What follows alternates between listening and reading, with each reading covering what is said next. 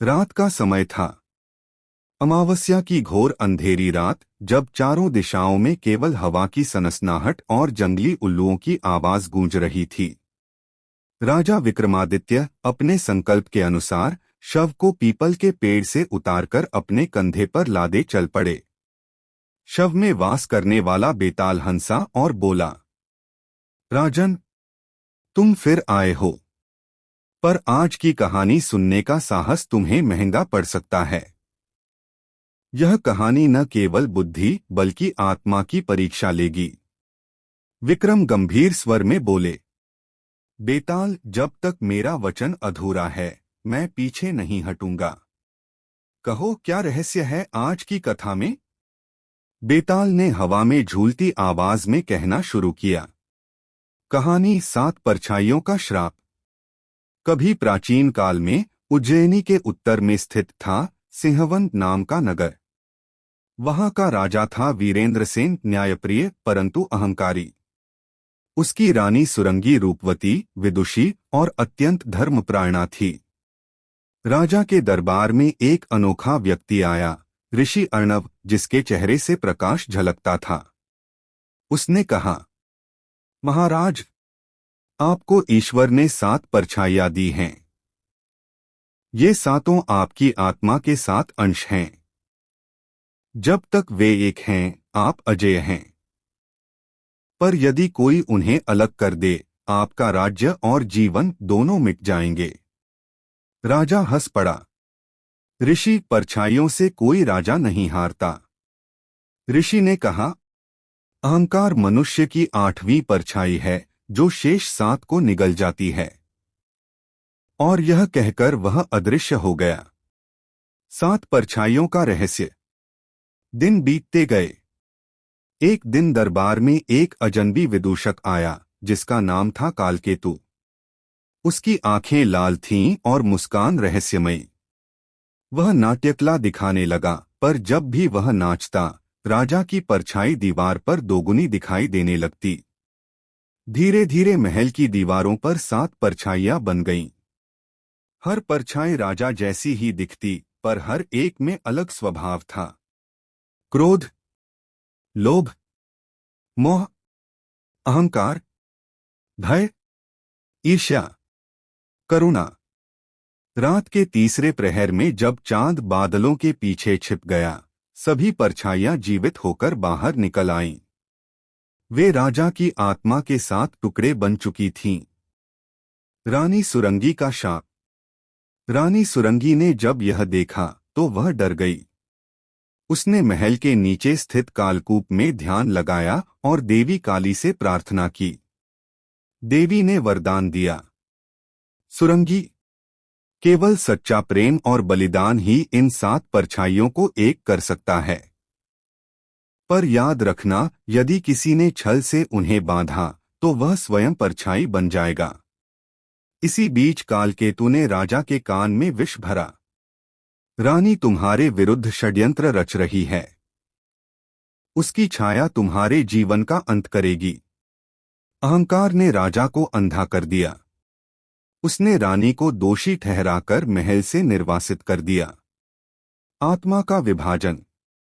रानी जाते जाते बोली, राजन, जिस दिन तुम अपनी ही परछाई से डरोगे, उस दिन समझना कि सुरंगी का शाप फलित हुआ। उस रात एक भयावह तूफान उठा।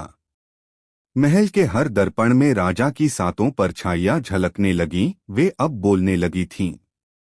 क्रोध बोला, हम ही राजा हैं। लोभ बोला, राज्य हमारा है। अहंकार चिल्लाया, वास्तविक वीरेंद्र सेन मैं हूं। 7 परछाइयां आपस में भिड़ गईं। जब सुबह हुई, राजा का शरीर निर्जीव पड़ा था, पर 7 परछाइयां पूरे राज्य में फैल चुकी थीं, हर दिशा में एक। 100 वर्ष बाद 100 वर्ष बीत गए। सिंहवन नगर अब एक शापित खंडहर बन चुका था। कहा जाता था, रात को वहां 7 आकृतियां घूमती हैं, जो किसी के शरीर में प्रवेश कर जाती हैं। तभी उज्जैनी के महान राजा विक्रमादित्य वहां पहुंचे। वे अपने तपस्वी गुरु से सुन चुके थे। जो व्यक्ति 7 परछाइयों को एक कर देगा वह 7 जन्मों तक अमर रहेगा। विक्रम ने कालकूप में उतरकर ध्यान लगाया। तभी बेताल जैसी एक आत्मा प्रकट हुई, वह थी सुरंगी की आत्मा। उसने कहा, राजन, 7 परछाइयां केवल बुद्धि, प्रेम और बलिदान से एक होंगी, पर यदि तुम असफल हुए तो तुम्हारी आत्मा 8वीं परछाई बन जाएगी। विक्रम की परीक्षा। विक्रम ने 7 रातें ध्यान में बिताईं। हर रात एक परछाई प्रकट होती। पहली रात क्रोध ने उन पर वार किया, विक्रम ने सहन किया। दूसरी रात लोभ ने सोने का पर्वत दिखाया, उन्होंने आंखें मूंद लीं। तीसरी रात मोह ने रूपवती स्त्री का भ्रम रचा, उन्होंने मंत्र का स्मरण किया। चौथी रात अहंकार ने कहा, तुम सबसे महान हो, विक्रम ने उत्तर दिया, सत्य ही महान है। 5वीं रात भय ने मृतात्माओं की चीखें सुनाई, विक्रम अडिग रहे। 6ठी रात ईर्ष्या ने उन्हें दूसरे राजाओं से तुलना की, पर विक्रम शांत रहे। 7वीं रात करुणा ने उन्हें रुला दिया, विक्रम ने सब परछाइयों को अपने आलिंगन में भर लिया। क्षण भर में सारी परछाइयां एकाकार होकर तेजस्वी प्रकाश में विलीन हो गईं। अमर पत्थर का रहस्य। जब प्रकाश मिटा, विक्रम के सामने एक काला पत्थर पड़ा था, जिस पर 7 छायाएं एक में मिली थीं। सुरंगी की आत्मा प्रकट हुई। राजन, यह वही अमर पत्थर है जो वीरेंद्रसेन की आत्मा के 7 टुकड़ों से बना है। इसे उज्जैनी में स्थापित करो ताकि कोई राजा फिर अपनी परछाई से युद्ध न करे। विक्रम ने पत्थर उठाया, पर उसी क्षण बेताल बोला, राजन, तुम्हें क्या लगता है वह पत्थर सचमुच शुभ है या 7 पापों की कैद? विक्रम मुस्कराए। जो अपने भीतर के अंधकार को पहचान लेता है वही प्रकाश का अधिकारी होता है। बेताल ठहाका मारकर हंसा। राजन, तुम्हारा उत्तर सही है, पर याद रखना, जब तुम्हारी ही परछाई तुम्हें न पहचाने तब यह पत्थर फिर बोलेगा। इतना कहकर बेताल हवा में विलीन हो गया। समाप्ति या शायद आरंभ।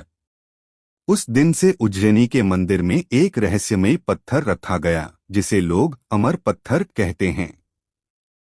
कहा जाता है, अमावस्या की रात में उस पत्थर के आसपास 7 परछाइयां अब भी नाचती हैं, और कोई वीर जो उन्हें एक कर सके वही नया विक्रम कहलाएगा। Please like, share and subscribe our YouTube channel.